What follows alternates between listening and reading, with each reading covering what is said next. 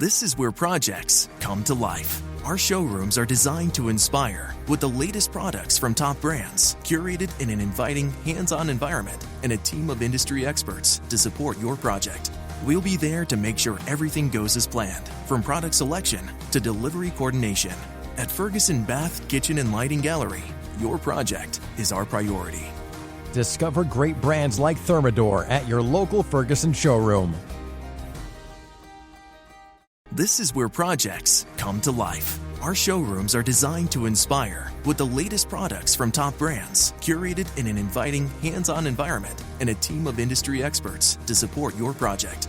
We'll be there to make sure everything goes as planned, from product selection to delivery coordination. At Ferguson Bath, Kitchen, and Lighting Gallery, your project is our priority. Discover great brands like Jen Air at your local Ferguson showroom.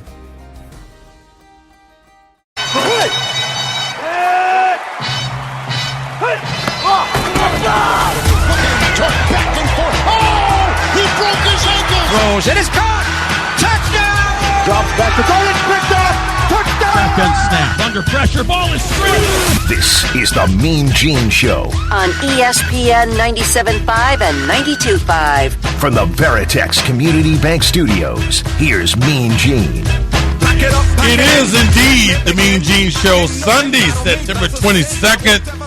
Welcome to the Mean Gene Show on 97.5 ESPN Houston, and I am joined by my co-host over to my right. And we are so excited. We never know what games we want to talk about, but since we were delayed a few minutes because of the Cowboys post game. How about them Cowboys, Jacob? How about them Cowboys, Mean Gene? We got to look at AJ when we do that. No, look here. So, AJ, what's happening, man? You doing okay? Yeah, I'm perfectly fine. We rocking and rolling today. It's week 3. We're excited. Yes, it is week 3. We're excited to talk about your Cowboys, but we're going to put them on the back burner because both teams in the state of Texas lost today, so there are pissed off fans all over the state right now. Just doom and gloom. From north to south in Texas. Yeah. Hey, folks. Hey, we want you to be a part of the show. Call us today. 713-780-3776 is the call-in number. And look, if you're watching us on Twitch, YouTube, which one of those cameras, I don't know. Hello. This is what you got for the next 2 hours. We are going to break down everything that happened from week 3 of the NFL season. We're going to break down that Patriots and Jets Thursday night game, Jacob, which was pretty interesting to see Aaron Rodgers get out there and do his thing again. Interesting is definitely the word I would use for that one. Yeah. And it was nice seeing Aaron Rodgers do his thing at home. So, So, heading into today, we had 9 teams that were unbeaten, 9 teams that were winless. And, of course, 12 teams were at 500 with 1 win and a loss.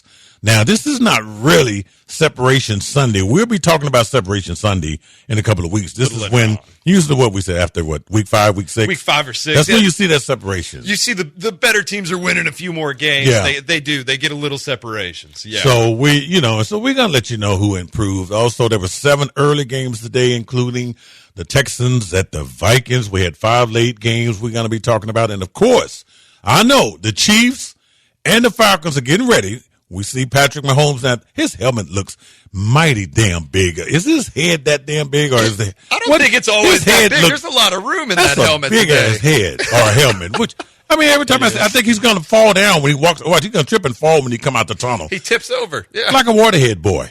It's just, I don't know. Anyway, all right. So we're going to have all the updates for the Chiefs at the Falcons, a critical game.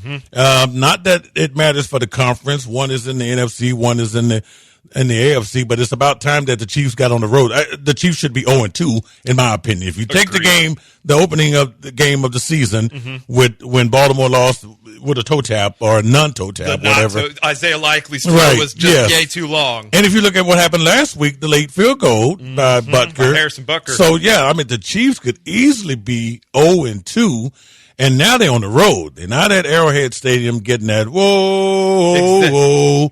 Don't that just drive you crazy when I loved it in the beginning. I loved their success in the beginning, but now It's a lot less. Well, I mean, they have a lot of more haters now because they are the threat to win back-to-back Super Bowls. They're so good. They so are really good. Every facet of the game. So anyway, we're going to have scores, okay? If you're at home watching the game, it's okay. You know what you do? Just turn the TV down and just turn us up. Listen to us. Okay, because, look, I know you don't like Chris Collinsworth because he's boring as hell. And he pisses everybody off. So listen to the Mean Gene Show with me and Jacob here. So like I said, we got all your scores and updates and analysis on everything that happened today in week 3. So we're also on Twitch. Did I say Twitch? You did say Twitch. Yeah. Yep. I might Twitch a lot because I'm getting old and stuff like that. That's just the way it happens. So look, first of all, first thing first, we want to thank everyone that came out to the ESPN 97.5 listener party. It was awesome. AJ was just telling us about people, they opened up the control room, so he was in there trying to make sure nobody was mashing any buttons. With the buttons and stuff. Yeah, there was one dude that came in. It looked like he was trying to do something, but he's trying to take your job, AJ, is what he was trying to do. He's just weird. So it was fun to see the people that listened to the show. And if you guys are out there, we met up with quite a few of them, and we dared them to call in tonight and talk some trash with us. Hoping there's a lot of callers. Yeah, I hope so. Because if we don't like what you said, we're just going to hang up on you. No, we're going to listen to everybody. We're going to talk. So 713-780-3776. So it was a great event. Good food. All of the sponsors for ESPN 97.5, just great. That food was amazing. That food was amazing. Every stand. Not to mention the bar was pretty good too. So right. Yeah. So all right. So we're a little bit off schedule in a sense. And but we do want to talk before we break. We want to kind of just circle back to the Thursday night game in which we had the Jets playing at home. Aaron Rodgers. As a matter of fact, I believe we have some sound from that Thursday night game. This is from Thursday night Jets and Patriots. Rodgers takes the snap. Play action, looks right, pumps once, throws right, caught, front right pylon, Garrett Wilson, that's a Jet touchdown. Yeah, great game there. If you are a Jets fan, Rodgers, man, 281 yards, 2 touchdowns, 27-35, and you just heard, Garrett Wilson, it was just nice to see those two connect, even though we know his favorite target, of course, is Allen Lazard. Allen Lazard has seen a surge in his career coming to the Jets with Aaron Rodgers. That's been really cool. Yeah, it was really neat being able to see Aaron Rodgers operate on his home field for the first time since he was brought to the Jets last season.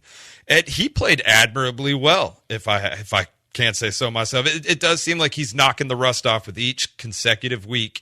Maybe by Separation Sunday, we might actually see the Jets separating themselves from yeah, because right now, it's tight. You got the Bills 2-0, the Jets are 2-1, and the Dolphins 1-2, Patriots 1-2. So it's still really tight. You have the Dolphins issues though, and then you have the Patriots with Jacoby Brissett, who've been better than expected, but probably not good enough to push. So you have the Bills and the Jets at the top if Aaron Rodgers can turn it on. That will make for an interesting division ending. It really will. And we'll talk more about the Dolphins because, man, just when you thought things could get worse for them, they are getting worse. They're getting worse. Anyway, how about this? We'll take a break. When we come back, we'll try to get back on schedule here. We need you to stick with us. We got all of your highlights and scores and analysis here. And you're listening to the Mean Gene Show with Jacob Meadows, AJ, right here on ESPN 97.5. You're listening to the Mean Gene Show on ESPN 97.5 and 92.5. For the Veritex Community Bank Studios, here's Mean Gene. Now the pocket breaks down. Darnold scrambling to his left, throwing end zone, caught, touchdown, Justin Jefferson, and he spins the ball in celebration. What a start for Minnesota. Yeah, what a start for Minnesota. What a disaster for the Houston Texans, which it's only one game. Mm-hmm. They're 2-1. They still have, a stronghold on, I would say, the AFC South. But I tell you what, I didn't see this one coming, even though, going into this game, they were two of those unbeaten teams that we talked about earlier. I did not have Minnesota just thrumping us. in my bingo book for today. Yeah, I expected it to be a game, but I did not expect it to only be a game for Minnesota. The Houston came out so flat, and it just never progressed. Just shout out Sam Darnold for being just a stud this year. In that soundbite, you heard, Darnold was 17 of 28, 181 yards, 4 touchdowns. One that you heard there was the one he connected to Justin Jefferson there. I'll tell you what, man, Minnesota's steamrolling. The Vikings win 34-7. Now, in the second hour of this show, we have a segment that's called What Had Happened Was. We'll circle back on this because this was, I think, so far the ugliest. It was. It's the biggest deficit in the league this week. Yeah, and I don't know. You're like I say, you got a 2-1 team now. The Vikings are 3-0. Mm-hmm. So much. I mean, who had their eyes on the Vikings in the NFC North? I'm still thinking Detroit is the cream of the crop. Right there with you with Detroit, but as it stands right now, Minnesota is the better team in the division. Detroit is not playing nowhere near the ball that Minnesota's playing, and it's just amazing how you just never know. And when we talk about quarterbacks here, it couldn't happen to a better person. I was in Dallas 2018, I think, when Sam Darnold got drafted. He was at that same draft with Saquon Barkley. I had a chance to meet both of those guys, including Lamar Jackson. Now, I didn't stick around for Lamar Jackson. He got picked very late. Yeah, you should have stuck around. I'm kind of bougie like that. If you're not in the top 10, I ain't gonna hang around all damn night. And he was the 31st first pick or something like that. But anyway, that draft class is still amazing. But Darnold is probably the one that people are talking about the most because he has not had the success, Jacob, with Carolina, with the 49ers, with the Jets, of course. The Jets, yeah. So look at this guy now. And this is remarkable. It's almost like you can take a player, and if you build a team around the player and you give them talent to compete with, you give them a run game like he has with Aaron Jones, you give them a passing game with, admittedly, Jordan Addison's not playing right now, but he's got Justin Jefferson. Aaron Jones is great through the air. Like, they have players that can play. Minnesota doesn't have a terrible offensive line, and Sam Darnold is cooking right now in a way that we never saw in Carolina. We never saw in New York. Like, it is a magical run. It's almost like he learned something under Kyle Shanahan with the 49ers, and now he's able to just make a masterpiece on the field out of it. So now, if you would have told me coming into this game that Diggs would not have a touchdown, Collins would not have a touchdown, Dale would not have a touchdown, Schultz, right? I mean, this is how does that happen? No, if you would have told me that Cam Akers would have been the best player on the team this Pretty week, much. I love Cam Akers. That was a great pickup, but I would have laughed at you. Like, there's just we have too much firepower for him to be the best player on the team, and I would have been wrong. So, I mean, I don't know if we give the credit to the Minnesota defense or just the poor. I'm going to say that the poor play. This is the worst we've probably seen C.J. Stroud play in a Houston Texans uniform. He just looked so uncomfortable from the very first snap. Yeah, it's the worst professional game of his career so far. I think it was just a slow day for Slowick. It was a slow day for Stroud, and it was one of those checkers, right? You want to lose a game every now and then just to remind yourself that you're not unstoppable. And I think this might have been just an early season kick to light that fire so that they. So who do they play next week? Who do they play next week? Yeah, they play. Oh wow! So and this is one. And you know what? And this could have been, thanks AJ, one of those games where they maybe were looking ahead. I mean, Jacksonville is 0-2, facing 0-3 tomorrow night in the doubleheader Monday night game. I mean, sometimes that happens, but. Like I said, this game shouldn't threaten them as far as the conference goes. That is correct. Even though you don't want to get behind, there's some great AFC teams this year, but that maybe they were looking ahead. I don't know. That might be what it is. I mean, it wouldn't have made sense to do it, but you look ahead to Jacksonville so that you make sure you secure the divisional dub, because at the end of the day, I mean, Jacksonville is probably going to be their biggest threat in the AFC South. So because Indy won today, so and so now you got I mean the Texans look like they were. Well, I mean it's still early. It's 3 games. They are still 3 games in. One. We'll get to hear AJ say that a dozen times here in a little bit. So we're only 3 games into the season. He's going to say that now. Yeah, we 3. So anyway, not only one team in Texas lost, okay, but another team lost. And I don't know. We thought the way the Baltimore Ravens were manhandling the Dallas Cowboys, we thought that they would be featured on the segment What Had Happened Was, but it looked like they stayed away from that and made a close game of it here as the Dallas Cowboys face they hosted the Baltimore Ravens in Texas Stadium, or not Texas Stadium, AT&T Stadium. I'm sorry, Jerry World. Cowboys down 26 at one particular time in that game. Final score of that game, 28-25. And I like to get AJ's thoughts on this. Yeah, so you got two teams there, two highly respected teams that are expected to be in the playoffs, but now they find themselves in, both teams are 1-2 right now. Right, absolutely. I mean, and if you look at it for Baltimore, I mean, they obviously needed to win more because, I mean, you're 0-3. Everybody was bringing up that conversation about teams that they go 0-3 and make the playoffs. I mean, it's not a high percentage chance. But for Dallas, I mean, at least show some fight. It was bad. Micah Parsons talking about a prove it week. Bro, you proved that you're low-key. I hate saying this because it's bad. Mm-hmm. But low-key a little overrated. I mean, like Jacob was saying on the elevator ride, bro, you're talking too much. The podcast and stuff, after you get whooped against the Saints like that, and then you go on hop on a podcast the day after, like, bro, that's so embarrassing. So the Cowboys, they just gotta look themselves in the mirror. I mean, obviously you don't have enough. You're one-dimensional offensively, defensively. You're soft. I mean, you hate to be called soft, but I mean, it's true. Yeah, like but you're getting bludgeoned. You're giving up. You're giving up quite a bit of points. Exactly, 5 plays the first possession. The Ravens had a touchdown. Like that's ridiculous. Yeah, and they just teams score Jacob on them with ease. I mean, it just seems like we saw it with the Saints, but man, they just don't have no fear of that defense. Not at all. But the one thing I can't say is one thing that worries me about what happened in this game, kind of like the Cowboys' defense, their inability to stop people from scoring. Baltimore's defense collapsed in the fourth quarter. That's something we've seen a lot in the Lamar Jackson era, where Baltimore's defense collapses in the second half and they give away these massive leads. And you have to wonder if maybe this is the same old Baltimore Ravens team giving way for the Steelers to win that division or whomever else.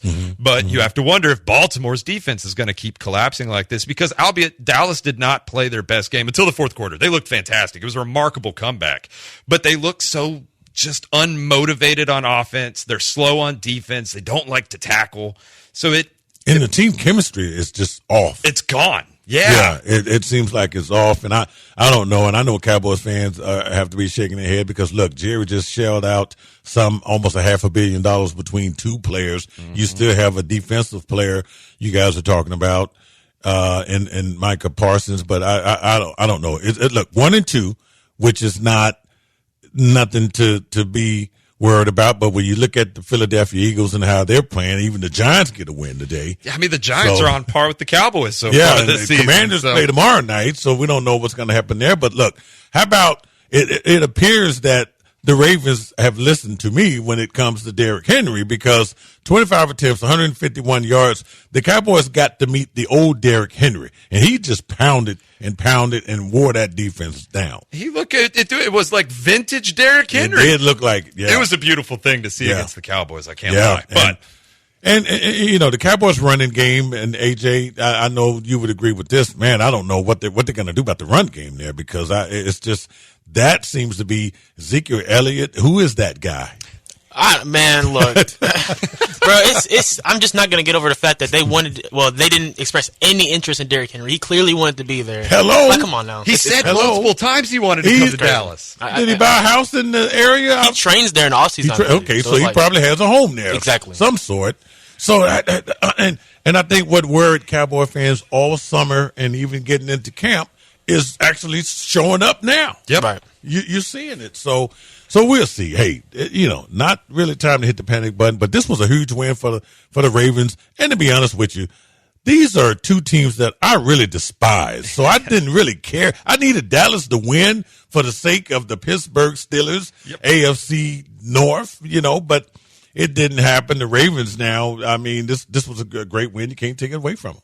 Yeah, no, absolutely. I mean, theoretically speaking, I mean, it was against a powerhouse team. Dallas is seen as a powerhouse in the NFC East, at least. They've been good every year. They get wins, man. But I wouldn't be surprised if they lost to the Giants at this point. I was just telling Gene that before that's the show. who they're going to play next week. But I tell you what, we're going to take a break. When we come back, we got an update from the ATL, and we'll let you know who's winning that game between the Chiefs and the Falcons. You're listening to the Mean Gene Show right here on ESPN 97.5. This is the Mean Gene Show on ESPN 97.5 and 92.5. from the Veritex Community Bank Studios. Here's Mean Gene.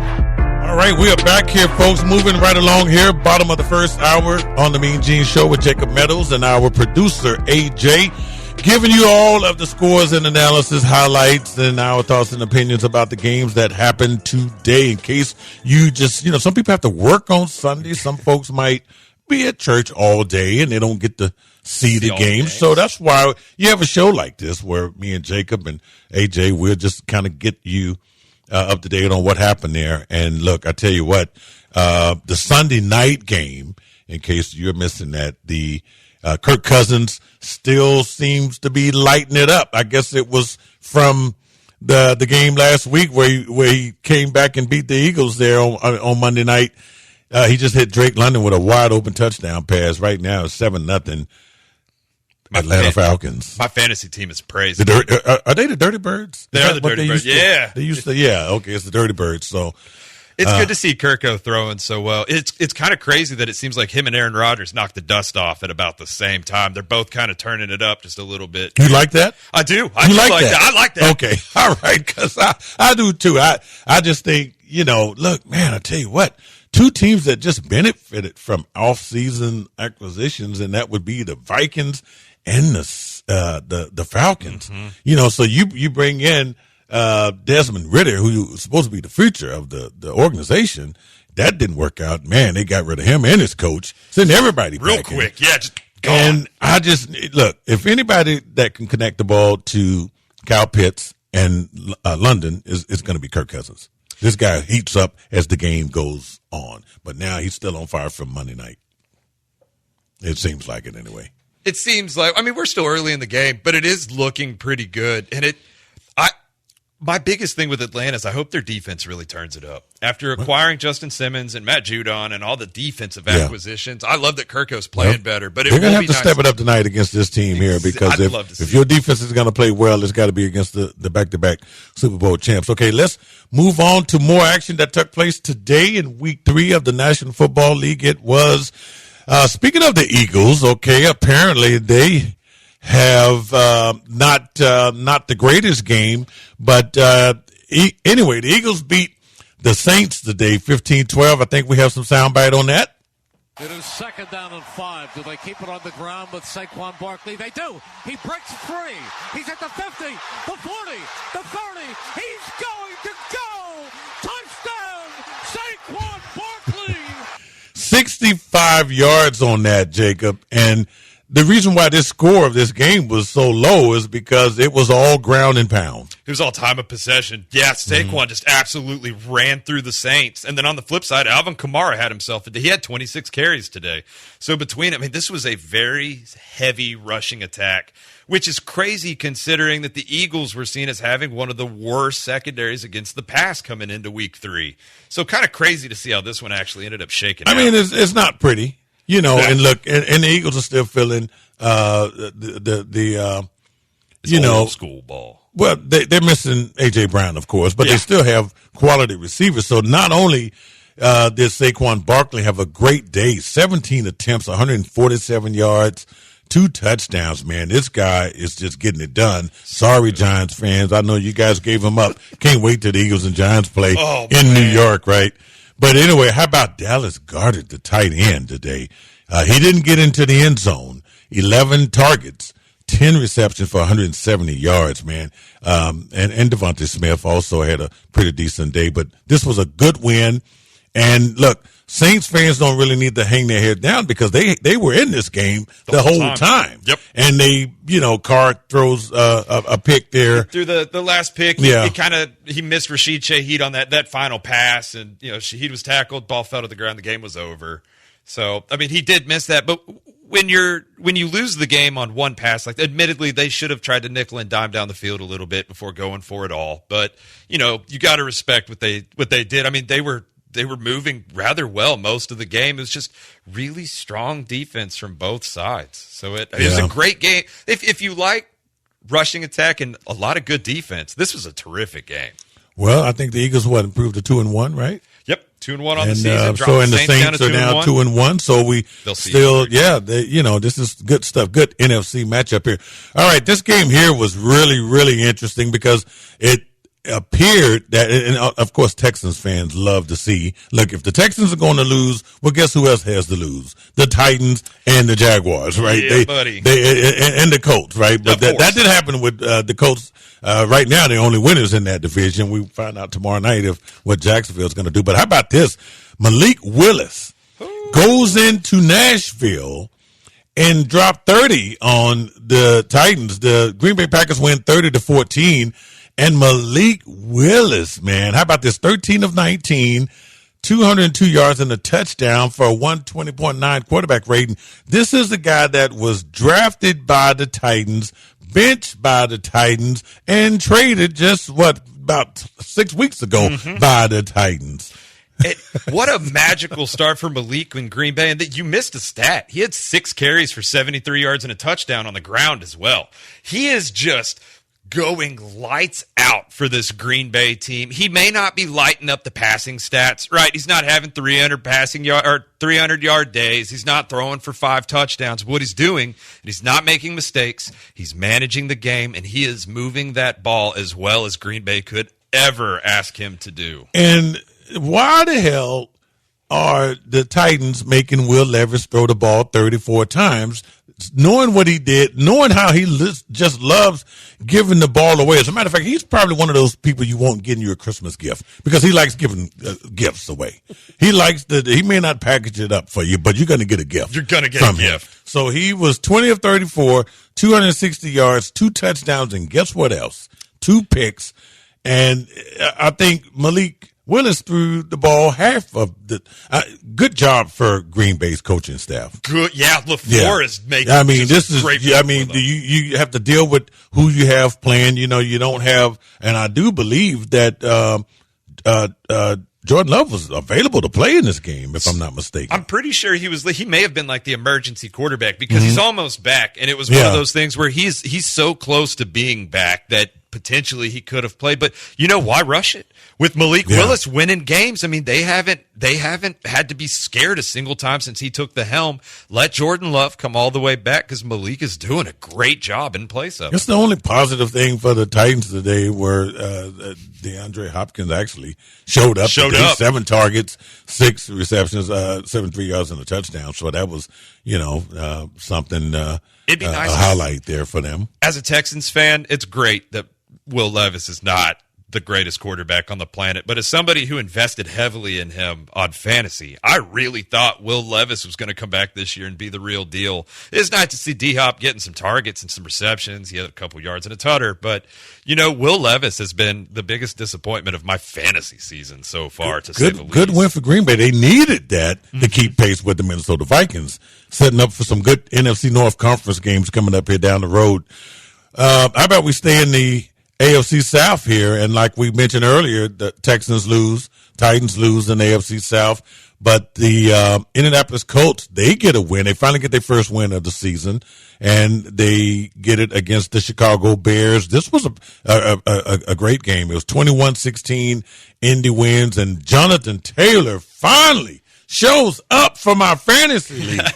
Finally. This was his best outing. So it was nice seeing him toting the rock that way. It was like Jonathan Taylor from the olden days. And then there was one time when I thought he was in there, and they threw Sermon in there out of nowhere. And I'm like, okay, come on, man. I hate to see the running backs. They do all the work. You get to the goal line, and they give it to some guy that's been over there sitting on the sideline eating cheeseburgers.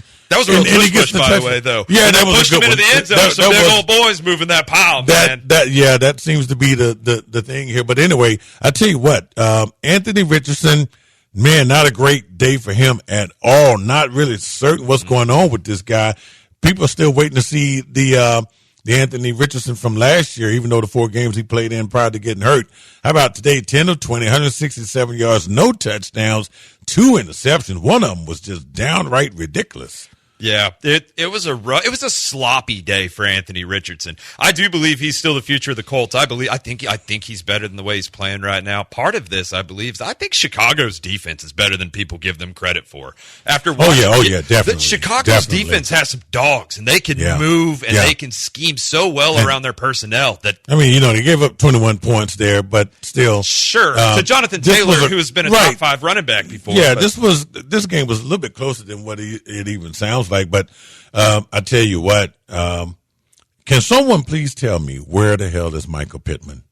Is he not part of this team anymore? That's been the most mind-boggling thing. Yeah. Alec Pierce has had multiple games where he's better. He was catching 70, 80-yard bombs. He got broke off over the offseason. He got paid, and now they're targeting him. This is unreal, but I tell you what, Chicago Bears fans, this was a tough loss for the Bears. Yeah. Because I tell you what, it was Caleb Williams. How about they have the rookie put the ball up 52 times? It's too many times. That is just it is, and he paid for it twice with the 2 picks, but 33 yards. 33 attempts and 33 completions. 33 completions. I'm sorry, 52 attempts. Yeah, 363 yards, but.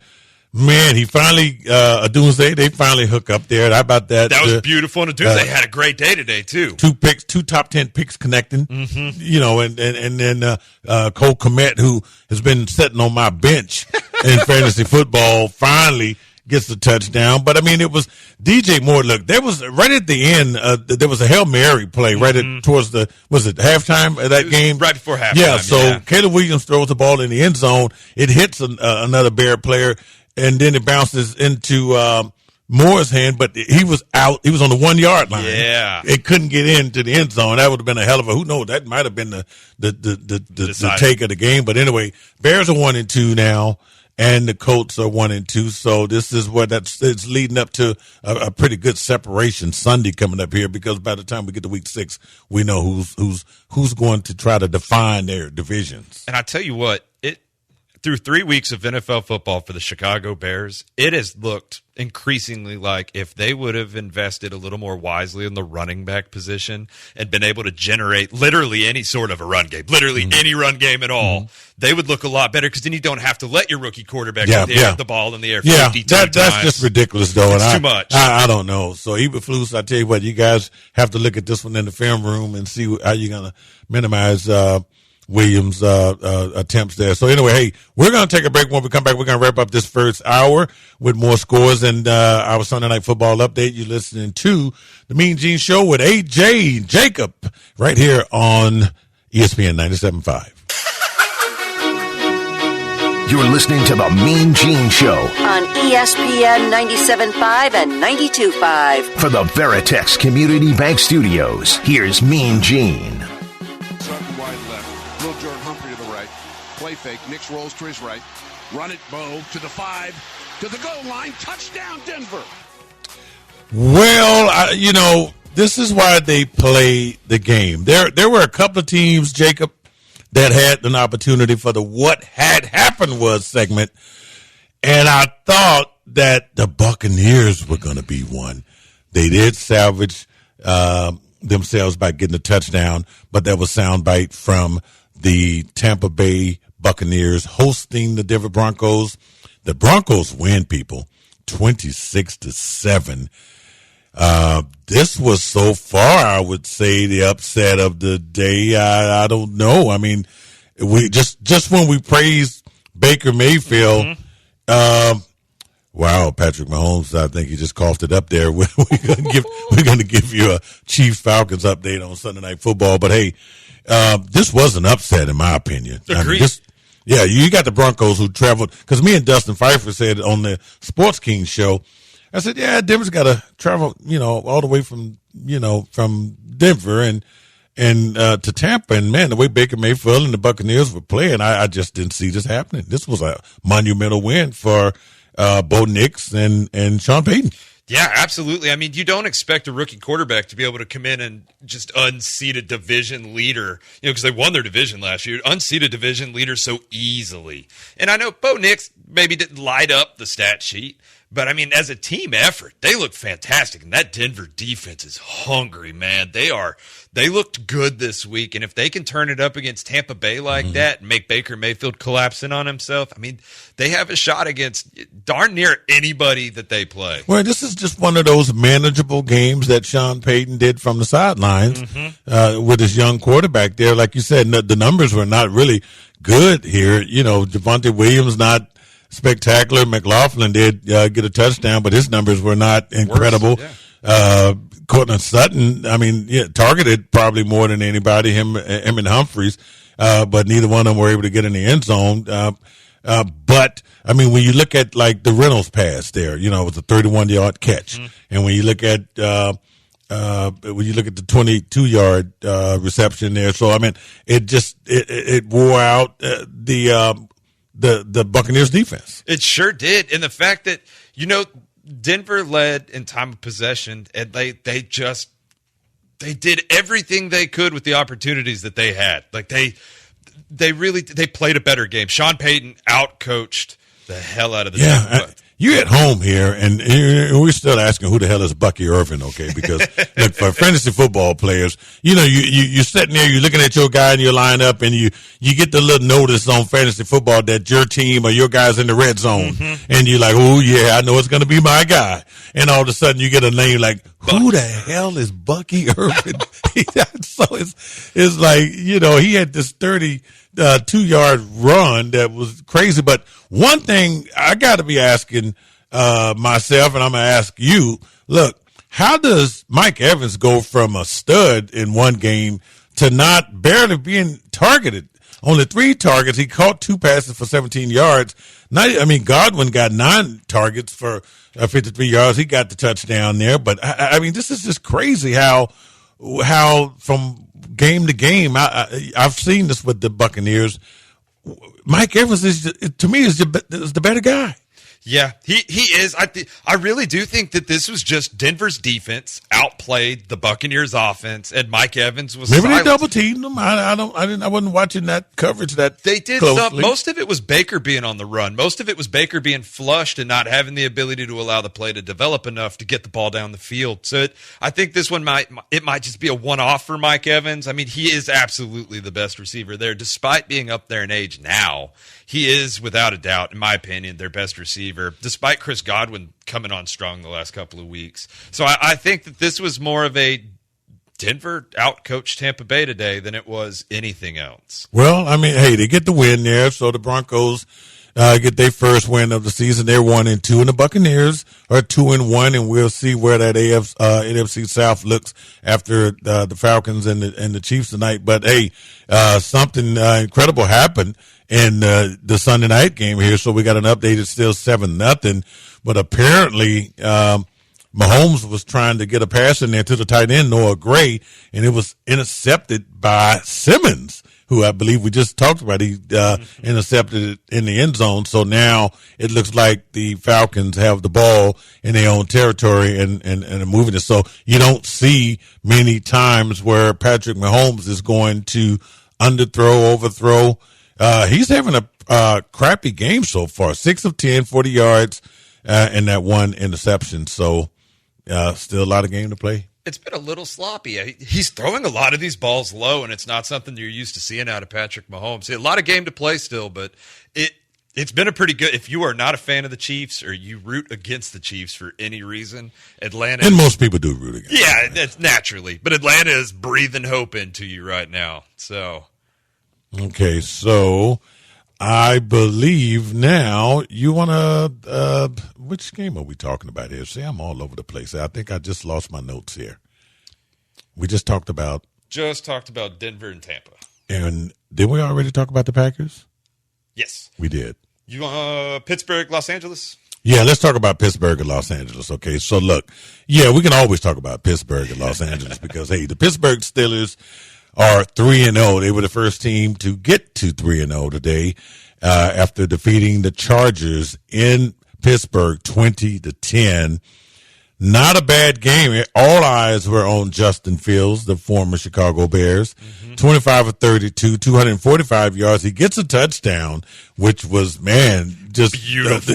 Beautiful to see. Was a dart. He gets one on the ground, and he throws one to Austin there, and the 55-yarder. Calvin Austin III looked terrific today. It looked like him and Fields have really been working together, in practice and whatnot as they're supposed to. But it does look like there's a chemistry bond there that's starting to develop. And Calvin Austin looked amazing today. Yeah, he did. So, look, this was a great game here. Now, from a Chargers standpoint, at one particular time, Justin Herbert was limping in the game. They took him out, and they brought in Heineke. Tyler Heineke. Yeah, Tyler Heineke. So he, didn't do too bad for the short series that he was in there. But Quentin Johnston. Hey. How about that? Quentin Johnston, the TCU product there, is heating up there. It's good. I definitely thought, when I was drafting my fantasy teams, I definitely thought it was going to be a different pecking order for the receivers in Los Angeles. But it is awesome seeing Quentin Johnston come on like this. He was a tad disappointing last season, and it is nice to see that he genuinely has kind of taken over that wide receiver one role.